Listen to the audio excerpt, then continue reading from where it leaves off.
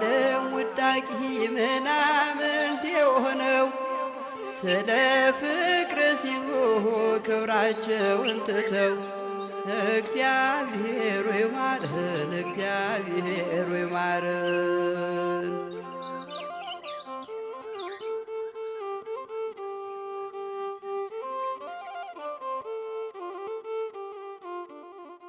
መንፈስ ቅዱስ ዘሰዘውተ ላይለወ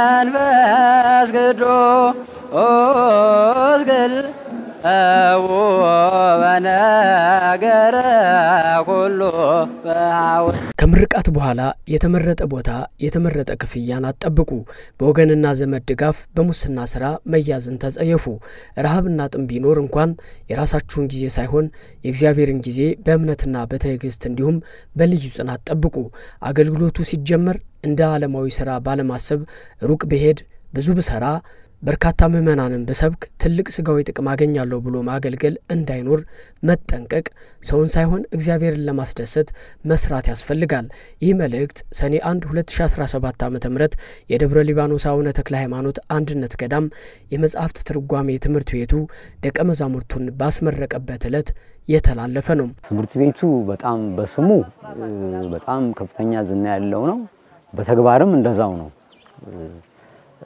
ያው እንደሚታወቀው እንግዲህ ከ16 ያላነሱ ጳጳሳት የወጡበት ጉባኤ ቤት ነው አሁን ያ ገዳሙን የሚያስተዳድሩት ጸባቴ ቆሞስ አባ ሀብተ ማርያም እሳቸውም የዚህ ትምህርት ቤት ውጤት ናቸው እዚህ ትምህርት ቤት በሊቀ ጉባኤነት አገልግለዋል አሁንም ዞረው ሌላ ቦታ በአስተዳዳሪነት ቆይተው አሁንም ይሄን ገዳም ያስተዳደሩ ያሉት እሳቸው ናቸው እና የዚህ ትምህርት ቤት ውጤት ናቸው ጉባኤ ቤቱ ከተቋቋመ 62 ዓመታትን አስቆጥሯል ያቋቋሙት ደግሞ በኢትዮጵያ ኦርቶዶክስ ተዋሕዶ ቤተክርስቲያን የመጀመሪያው ፓትርያርክ ብፁዕ ቅዱስ አቡነ ባስልዮስ ናቸው ከተቋቋመበት ጊዜ አንስቶ የበርካታ ሊቃውንት ቤተክርስቲያንና ጳጳሳት መገኛ ሆኗል የደብረ ሊባኖስ አቡነ ተክለ ሃይማኖት አንድነት ገዳም የመጻሕፍተ ብሉያት አዲሳትና ሊቃውንት መንፈሳዊ አዳሪ ትርጓሜ ትምህርት ቤት የተመሰረተው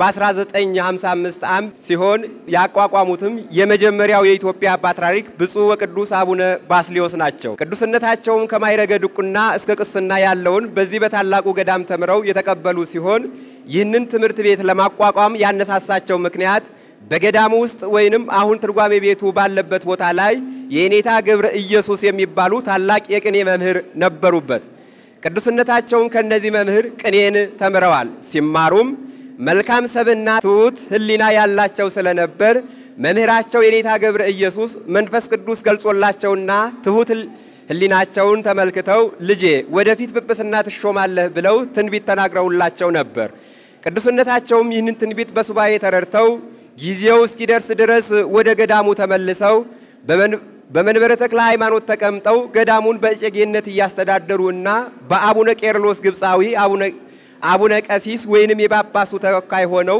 ያገለገሉ ሳለ ግብጻዊ የኢትዮጵያው ሊቀ ጳጳስ አቡነ ቄርሎስ አምስተኛ ሲያርፉ በግብጽ ፓትርያርክ በአቡነ ዮሳብ እጅ ኢትዮጵያዊ ሊቀ ጳጳስ ሆነው ተሾመዋል በጵጵስናቸው ዘመን በየገዳማቱና በየአድባራቱ ብዙ የአብነት ትምህርት ቤቶችን አቋቁመዋል ከነዚህም ውስጥ ይህ የአቡነ ተክለ ሃይማኖት አንድነት ገዳም የአራቱ ጉባኤ ትርጓሜ ትምህርት ቤት አንዱ ነው ትምህርት ቤቱ በተቋቋመበት ቦታ ላይ በየኔታ ገብረ ኢየሱስ የቅኔ በየኔታ ገብረ ማርያም የንባብ ትምህርት ቤት የሚሰጥ ሲሆን ማታ ሁለቱም በአንድነት የማህበር ጸሎት ወይንም ውዳሴ ማርያም ያደርሱ ነበር ቅዱስነታቸውም እነዚህን ትምህርት ቤቶች በገዳሙ ውስጥ ወደ ሌላ ቦታ በማዘዋወር ቦታው ላይ ተክተው የአራቱ ጉባኤ ትርጓሜ ትምህርት ቤትን አቋቁመዋል ስሙንም በመምህራቸውና ጵጵስና እንደሚሾሙ ትንቢት በተናገሩላቸው በመምህር ገብረ ኢየሱስ ስም የተቋቋመው የአራቱ ጉባኤ ትርጓሜ መጻሕፍት አዳሪ መንፈሳዊ ትምህርት ቤት ብለው ሰይመውታል የዛሬው የገጸ ገዳማት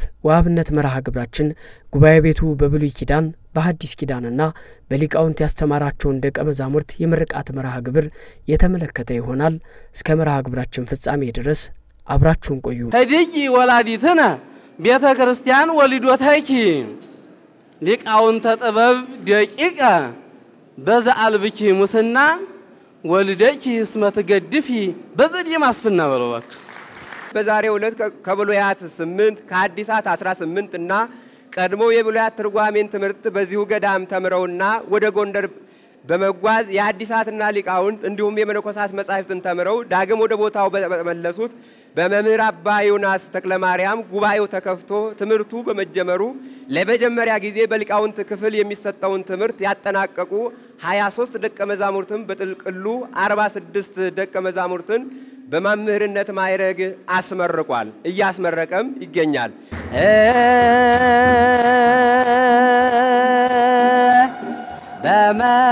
በመንፈስ ቅዱስ ግል በነገረ ሁሉ በሐውር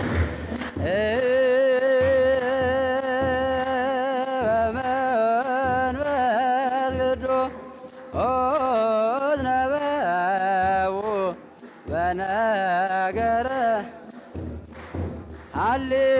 ሃሌሉያ ወረደ መንፈስ ቅዱስ ሃሌሉያ ወረደ መንፈስ ቅዱስ እንደ ሻማ ቀልጠው ሙቀተ ጸጋ የሆኑን ተረበው በረድኤታቸው ያጠገቡን እኛ የጽድቅ እርምጃ እንራመድ ዘንድ ክቡር እግራቸውን የገበሩልን በቃል ኪዳን ቦታቸው እንድናርፍ እንድንጠለል ያደረጉን በጨለማ ዋሻ ተጋድሏቸውን ፈጽመው ብርሃን ይሆኑን ከክፉ ነገር ሁሉ በመልጃቸው ጠብቀው ለዚህ ታላቅ ክብር ያበቁን የአባታችን የተክለ ሃይማኖት ስማቸው ከፍ ከፍ ይበል። እኛም ክብራቸውን ገናነታቸውን እንመሰክራለን። ቅድስት ቤተ ክርስቲያንን እንድትጠብቁ የመረጣችሁ የሐዋርያት ፈለግ የምትከተሉ አባቶቻችን ጳጳሳት እናከብራችኋለን። ቅዱስ ዕዝራ እኔ ግን ቀንም እናገራለሁ ሌሊትም ዝም አልልም እንዳለ እናንተም ቀን በተለያየ ጸባይ የጎበጠ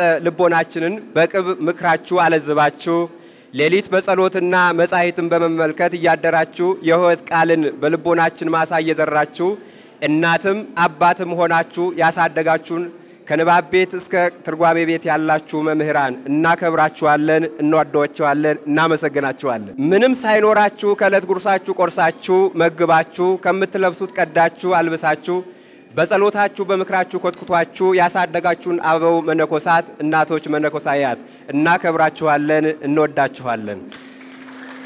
ልጁን ያስተማረ ሰው ጠላቱ ዲያብሎስን ያስቀናል፣ በወዳጆቹ በቅዱሳን በመላእክት በጻድቃንም ደስ ይለዋል። ከእርሱ በኋላ እንደርሱ ያለ ልጅ ተክቷልና አባቱ ቢሞትም ያልሞተ ይሆናል። በሕይወቱ ሳለ በልጁ ደስ ይለዋል፣ ቢሞትም በልቡ አያዝንም።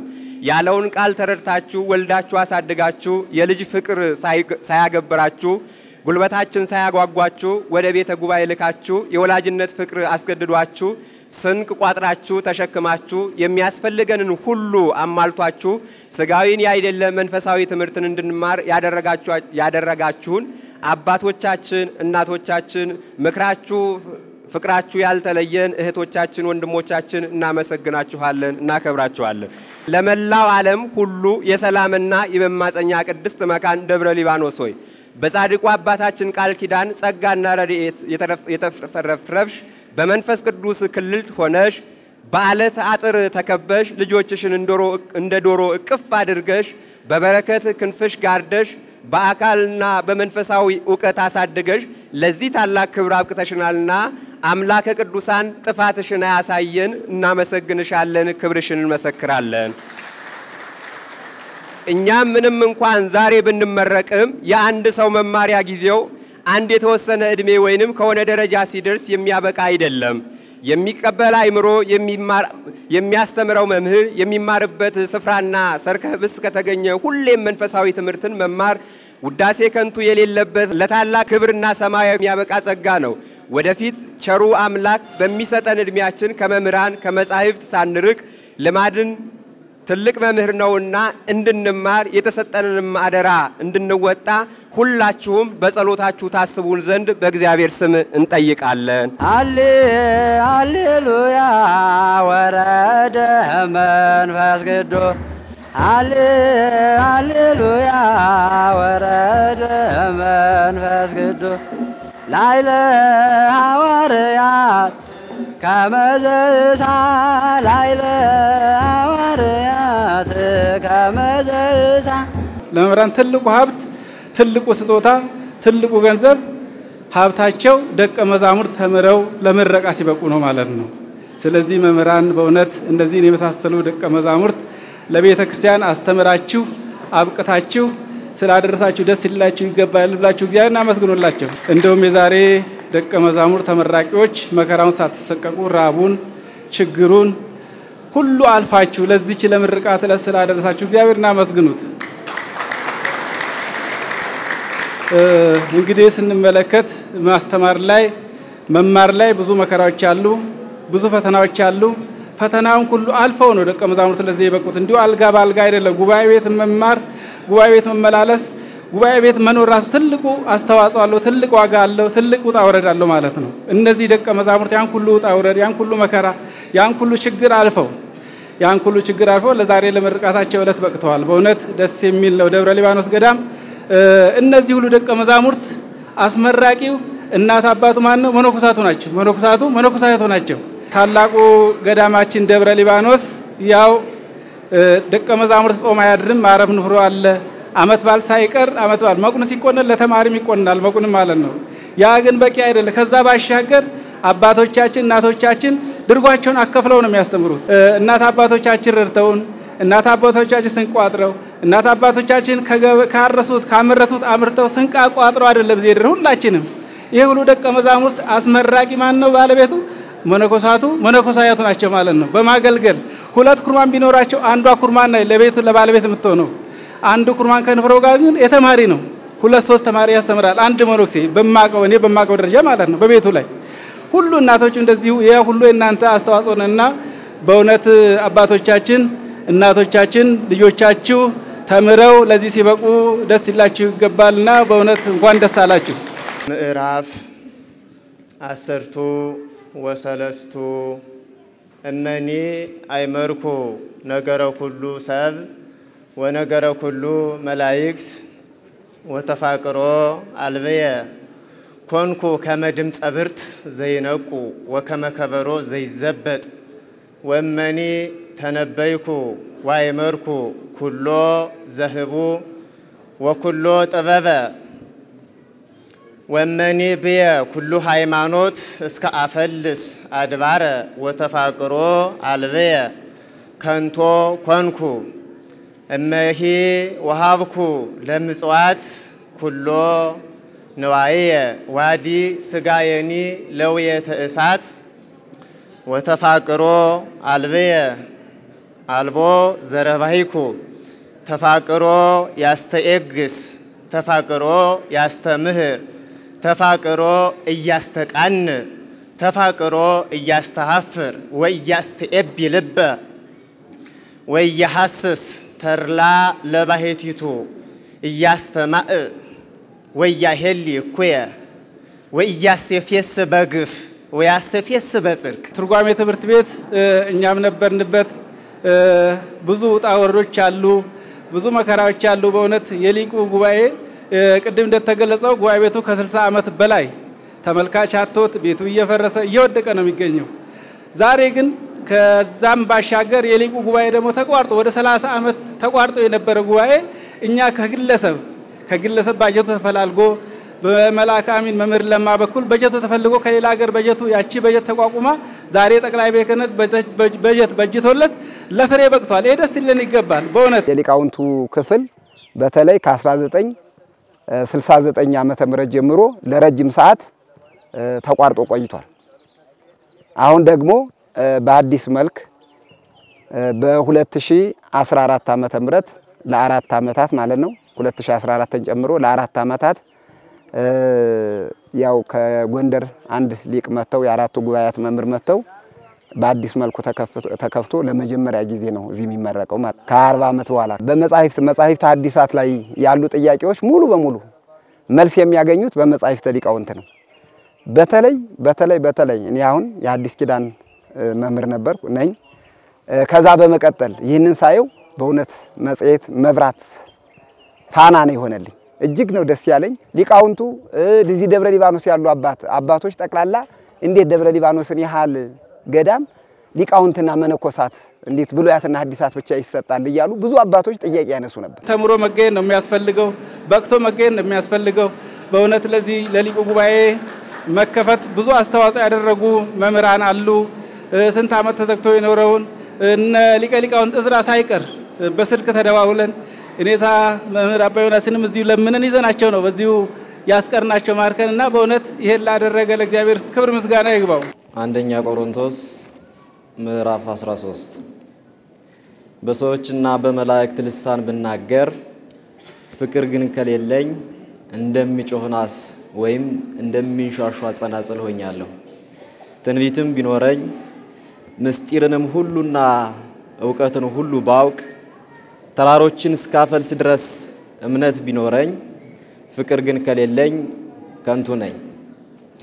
ድሆችን ልመግብ ያለኝን ሁሉ ባካፍል ስጋዬን ለእሳት መቃጠል አሳልፌ ብሰጥ ፍቅር ግን ከሌለኝ ምንም አይጠቅመኝም። ፍቅር ይታገሳል፣ ቸርነትንም ያደርጋል። ፍቅር አይቀናም፣ ፍቅር አይመካም፣ አይታበይም። የማይገባውን አያደርግም፣ የራሱንም አይፈልግም፣ አይበሳጭም፣ በደልንም አይቆጥርም። ከእውነት ጋር ደስ ይለዋል እንጂ ስለ አመፃ ደስ አይለውም። ሁሉን ይታገሳል፣ ሁሉን ያምናል፣ ሁሉን ተስፋ ያደርጋል፣ በሁሉ ይጸናል። ፍቅር ለዘወትር አይወድቅም። ትንቢት ቢሆን ግን ይሻራል፣ ልሳኖችም ቢሆኑ ይቀራሉ፣ ዕውቀትም ቢሆን ይሻራል። ከዕውቀት ከፍለን እናውቃለንና ከትንቢትም ከፍለን እንናገራለንና ፍጹም የሆነ ሲመጣ ግን ተከፍሎ የነበረው ይሻራል። ልጅ ሳለሁ እንደ ልጅ እናገር ነበር፣ እንደ ልጅም አስብ ነበር፣ እንደ ልጅም እቆጥር ነበር። ጎልማሳ ሆኜ ግን የልጅነትን ጠባይ ሽሬያለሁ። ዛሬስ በመስታወት በድንግዝግዝ እንደምናይነን፣ በዚያን ጊዜ ግን ፊት ለፊት እናያለን። ዛሬስ ከዕውቀት ከፍዬ አውቃለሁ፣ በዚያን ጊዜ ግን እኔ ደግሞ እንደታወቅኩ አውቃለሁ። እንደዚህም ከሆነ ፍቅር፣ እምነት፣ ተስፋ እነዚህ ሶስቱ ጸንተው ይኖራሉ። ከነዚህም ግን የሚበልጠው ፍቅር ነው። በጣም ደስ ብሎኛል። ከመጠን በላይ ከምንም በላይ ማለት ነው። እቺን እለት እቺን ቀን ስንጓጓት ስንናፈቃት ነበር የነበረው። ምክንያቱም ብዙ ውጣ ውረዶች ስላሉ ማለት ነው በውስጡ። ዛሬ እንደዚህ ይሄንን ለብሰን ስንታይ ወይም ደግሞ ከናንተ ጋር ስንገናኝ ዛሬ ቀላል ነገር ነው የሚመስለው አይደል? በጣም ከባድ ፈታኝ ነገሮች አሉ ውስጥ። አዎ እንግዲህ ያው ደግሞ እንደሚታወቀው ይሄ ቦታውም ደግሞ የደብረ ሊባኖስ ማለት ታላቅ ቦታ ነው። አባታችን አቡነ ተክለ ሃይማኖትም ቃል ኪዳን ተቀብለውበታል አይደል? በቦታ ላይ ያለው ነው አይደል? በሌላ ቦታ ላይ አሁን ብዙዎች በተደላደለ ሁኔታ ይኖራሉ አይደል? እዚህ ግን የአባታችን አቡነ ተክለ ሃይማኖትን ጸበሉን ጠጥቶ ንፍሮውን ተመግቦ ተማሪው ጦሙን አድሮ ራሱ ምንም ለኔታ ትልቅ ክብር አለኝ። እግዚአብሔር አምላካችን ረጅም እድሜ ጤና እንዲሰጥልን። እንግዲህ ዋናው ትልቁም ትምህርቱም የቀለም መምህር ከአባት ከወላጅ አባት ይበልጣል ይላል እና በጣም እሳቸውን አመሰግናለሁ። በተለይ ደግሞ በዚህ በሊቃውንት ክፍልም በሐዲሳት ክፍልም በብሉያት ክፍልም የሚማሩ ደቀ መዛሙርት እዚህ ግቢ ባለው ካለው ከችግራቸው አንዱ ለአንዱ ከፍሎ አብሮ በመመገብ አንዱ ለአንዱ በመረዳዳት አንዱ ለአንዱ ያለበትን ችግር እንትን በማለት እርስ በርስ በመደጋገፍ የነበሩትን ደቀ መዛሙርት ጓደኞችን ሁሉንም አመሰግናለሁ። እንደዚሁም ደግሞ በተለይ ደግሞ ይቦታ የሁላችን ማይጸን ነውና የደብረ ሊባኖስን ገዳም እናመሰግናለን። እግዚአብሔር ይስጥልን። ደስታ ባንድ በኩል ትልቅ ደስታ ተሰምቶኛል። እዚህ ጋር በመድረሴ እግዚአብሔር ፈቅዶ እዚህ ቀን የሚደርስ አይመስለኝም ነበር። ከዛሬ 4 ዓመት በፊት አስመርቀናል ወንድሞቻችንና በጣም ነበር እዚህ ቀን ምደርስ አልበሰለኝም። እግዚአብሔር አምላክ ፈቅዶ ደግሞ እዚህ ሲያደርሰኝ ህልምን የመሰለኝ በዛው በአንጻሩ ደግሞ ይህንን አደራ ሲሸከም ወይም ደግሞ ዛሬ መምህርነት ማዕረግ ሳገኝ የተማርኩትን ትምህርት ደግሞ መክሊቴን ለሌሎቹ እንዴት ነው ማስተምረው የሚለው በጎንም ቢኖርም ሐሳቡ ዛጋ ቢኖርም ነገር ግን ዛሬ በጣም ታላቅ ደስታ ተሰምቶኛል፣ ደስ ብሎኛል። አባቶቻችን ሊያዩት ይገባል ብዬ አስባለሁ። ይሄን ቦታ ማለት የወጣንበት ነው። ፈለግ ዘይሁዝ ያስተፈስ ሀገር እግዚአብሔር ነው ያለው አይደል መዝሙረኛው ቅዱስ ዳዊት። ከላይ ወደ ታች የሚፈስ ውሃ ምንድነው?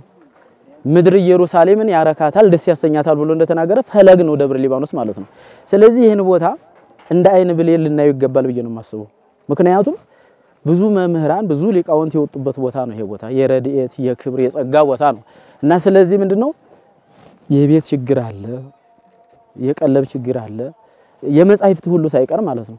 ከቁሳዊው ልማት ይልቅ አእምሯዊ ልማት ላይ በቃ ከፍተኛ ትኩረት ቢደረግ ነው። በቃ ብዙ ጊዜ ቁሳዊው ላይ ይተኮራል፣ ህንጻ ግንባታው ምኑም እና ከዛ ይልቅ ግን ለምሳሌ አንድ ያብነት ተማሪ ምን በልቶ ያድራል፣ ምን ጠጥቶ ነው የሚያድረው፣ ምን ለብሶ ነው የሚያድረው፣ የሚያድርበት ተብሎ እንደያ ቢፈተሽለት ጥሩ ነው። ከንባብ ቤት ጀምሮ እንደ ስሙ ገናናነት እንደገና ደግሞ እንደሚያወጣቸው ምሁራን ትምህርት ቤቱ በጣም እንክብካቤ ያልተደረገለትም።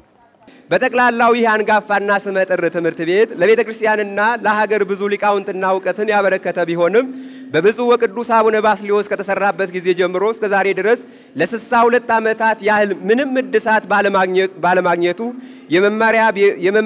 የመማሪያ ቤተ ጉባኤው ደቀ መዛሙርቱ መኖሪያ ቤታቸው ውሃ ልካቸው ተሰናጣጥቆና ተፍርከርክሶ ግድግዳው በመንሸራተትና የግድግዳው ምርጊት እየፈረሰ በመርገፍ ላይ ይገኛል። የፈረሱት የጉባኤና ቤትና የደቀ መዛሙርት መኖሪያ ታድሶ ትምህርቱ በአግባቡ ይቀጥል ዘንድ የሁላችን ርብርብ እንዲሆን በእግዚአብሔር ስም እንጠይቃለን። ወስብሐት ለእግዚአብሔር። መጽሐፍ እንኳ የገዛቸውን መጽሐፍቶች እስከ መሸጥም የደረሰ ተማሪ አለ። ለምን ያው ሰርካብስት እጅግ ከምንም በላይ ነውና መጽሐፉን እየሸጠ ቢያንስ ለድሜ ማራዘም እንግዲህ ለምግብ ሁሉ ይጠቀማልና ትልቁ ግን ከዚህ በላይ ያው በዚህ ጋር ማመስገን እንፈልገው ያው ከጠቅላይ ቤተ ክህነትና ከሀገረ ስብከት ከብሉይ ተማሪዎች ለ10 ተማሪዎች ከአዲሳት እንደዚሁ ለ10 ይላካል። ከሊቃውንትም እንደዚሁና ጠቅላላ የተማሪው ብዛት 97 ሆኖ እያለ ለ30 ተማሪዎች ነው 500 ብር የምትላከው። 497 ነው ግን ያው አጠቃቅተን ያው 500 ብር ብንለው እንግዲህ ያቺ 500 ብር እንግዲህ ያው በአሁኑ ኑሮ ውድነት በጣም ከባድ ነው። ከ5 ቀንና ከ6 ቀን በላይ አያቆይም። በዚህ ምክንያት እነሱ ይሄ ባለሊስት ይባላሉ ስማቸው። እንደውም ሊስት ያለው ሊስት የሌለው ተብሎ በሁለት ተከፍሎ ነው የሚጠራውና ሊስት የሌለው ማለት ይሄ እቺ የምትላከዋ ገንዘብ የሌለው እንደማለት ነው። እና ከ97 ተማሪዎች መካከል 30 ተማሪዎች ይቺ 500 ብር ያገኛሉ፣ 67 ተማሪዎች አያገኙም ማለት ነው። እንግዲህ እንኳን ለቀሪ 67 ተማሪዎች ለነኚህ ለ30ዎቹ ያቺ 500 ብር ምንም ማለት አይደለችም ለወር ማለት ነው። መምህራኖችም እንደዚሁ እና ትልቁ ችግር አሁን ለዚህ ትምህርት ቤት ፈተና የሆነው የሰርካብስት ችግር ነው። አቅማቸው ለ10 ተማሪዎች ከየጉባኤ ቤት ለብሉይ ለአዲስ ሊቃውንት 3 ጉባኤ ስላለ ለ10 ተማሪዎች በአራት ወር አንድ ጊዜ ነው የሚመጡት። ግን ያው የወሩን አጠራቅመው ማለት ነው እና በአራት ወር አንድ ጊዜ በተከታታይ ይሰጡን ነበር። ማህበረ ቅዱሳን እውነት በደብዳቤም ገልጸናል። የሚደረገው ትብብር እጅግ ከፍተኛ ነው። ሃሌሉያ ወረደ መንፈስ ቅዱስ ሃሌሉያ ወረደ መንፈስ ቅዱስ ላይለ ሐዋርያት ከመዘሳ ላይለ ሐዋርያት ከመዘሳ መጽሐፍ የነፍስ ምግብ ነው። ደግሞ ስጋዊ ምግብ ያስፈልግ የለ ጌታችን መድኃኒታችን ኢየሱስ ክርስቶስ ምንድነው ያለው? እሉሁዝ ያምሄሮኒ አኮ መፍትሁ ይሁር ሩህባን ይሆሙ ማቴዎስ ወንጌል ምዕራፍ 14 ቁጥር 14 ጀምሮ እስከ 16 ድረስ ባለው ምንድነው የሚለው? እኒህ ሰዎች እንደተራቡ ሊሄዱ አግባብ አይደለም። ስጋዊ መንፈሳዊ ምግብ ተመግበዋል፣ ስጋዊ ምግብ ደግሞ ያስፈልጋቸዋል ነው ያለው። ስለዚህ ነፍስ ደግሞ ያለ ምግብ መኖር አትችልም። ስጋ በባህሪው ደካማ ነው። ካልበላ ካልጠጣ ያንን ያሰብነውን ልንሰራ አንችልም። ከዚህ አንፃር በጣም ብዙ ናቸው እንጂ እንደውም እኛ ስንጀምር በመጀመሪያው ዓመት አዲሳት በጀመርኩበት አዲሳት እንግዲህ ወደ 6 ዓመት ላይ ነው የቆየሁት። እዛ በነበርንበት ሰዓት በመጀመሪያው ዓመት እኛ ስንገባ 15 ተማሪ ገብቶ ነበር አዲስ ተማሪ ከ15 ተማሪ ግን የተመረቅነው 3 ነን ክብደቱን በዚህ ያነጻጽረው ከ15 አሁን የሐዲስ ጉባኤ ምክትሉ እና ደግሞ አንድ መምህር ሰምራ የሚባል አለ ሌሎቹ ሄደዋል በቃ ጠቅላላ የኔ መጀመሪያ ጊዜ ስማር 12ኛ ክፍል ጨርሼ ነበር ወደዚህ ትምህርት ቤት የመጣሁት 20 ዓመት ሞልቶኛል እና በዚህን ጊዜ ወንጌል ዮሐንስ ጀምር አንድ ብር የለኝምና አንድ ሰው ሂጄ ካስፋልት ወንጌል አስገዝቼ ነው ወንጌል የጀመርኩትኝ ይህንን ሰው እንግዲህ አላውቀውም ባጋጣሚ ዝም ብዬ ይዛኔ 15 ብር ነበር ወንጌሏ 15 ብር ናግዛ ብዬ ጁንጎትቼ ገዛልኝ ግን እዚህ ማዕረግ መድረሴንም አያውቅም ከዛ በመቀጠል ገርላት አሉ ድርሳን ምንማር ዳዊቶች አሉ እነዚህ እያንዳንዱ ምንማርባቸው ሁሉ ከታች ጀምረው ምእመናን ናቸው የደረሱ እንጂ እናት አባቶቻችን በዚህም በቅርብ የማይገኙም እነሱም አልደረሱልንም እነሱም ደግሞ ወልደው አሳድገውናል እዚህ ያድርሰውናል ለእናት አባቶችም ክብር ምስጋና ይድረሳቸው ለምእመናን ግን በተለይ እግዚአብሔር አምላክ አቡነ ተክለ ሃይማኖት አምላክ እሱ ዋጋውን ይክፈልልን እላለሁ ጉባኤው ቤቱን ቆይ በኋላ ዙረን እናሳያቸዋለን እንዳለ ግርግዳቸው ጠቅላላ እንዲህ ያነገነገ ግማሾቹ እስሩ ለመቀመጥ የሚፈሩበት የተናደ ጭቃው እንትን ይያለ እንደምታዩ ይሄ ትምህርት ቤት ከተሰራ እንግዲህ በመሃል ላይ ብፁዕ ቅዱስ አቡነ ተክለ ሃይማኖት የተወሰነ እድሳት አድርገውለት ነበር ከዛ ወዲህ እንግዲህ እሳቸው ካረፉ ስንት ዘመን እድሳት አድርገውለት ነበር ከዛ ወዲህ ተመልሶ ፈረሰ እንደገና ደግሞ የቦታ ጥበት አለ የቀደመው እንግዲህ አንድ ተማሪ የመጻሕፍት ተማሪ ምንድነው ጫጫታ አይፈልግም ጽሞና ይፈልጋል የብቻው ሆኖ ማንበብ ይፈልጋል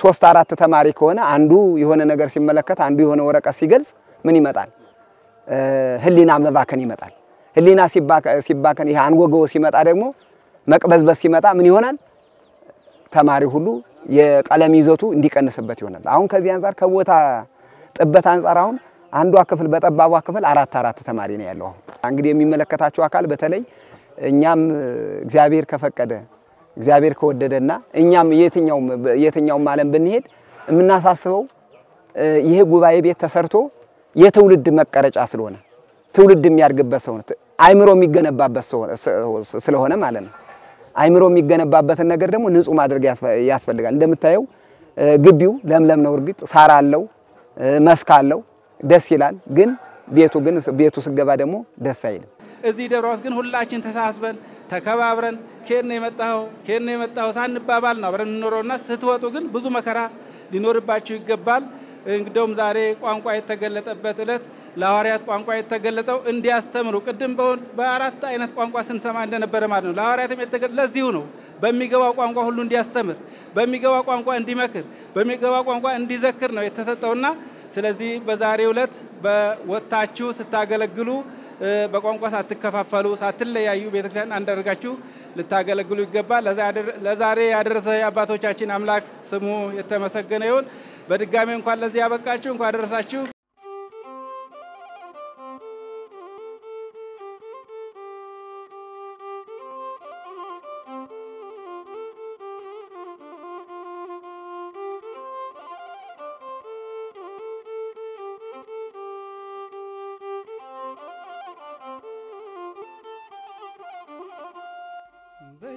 በየገዳማቱ በየበረሃው ውስጥ ስለተሰደዱት ፍቅርህን በመህብረት የዓለም ውዳቂ ምናምንት የሆነው ስለ ፍቅር ሲሉ ክብራቸውን ትተው እግዚአብሔር ይማረን እግዚአብሔር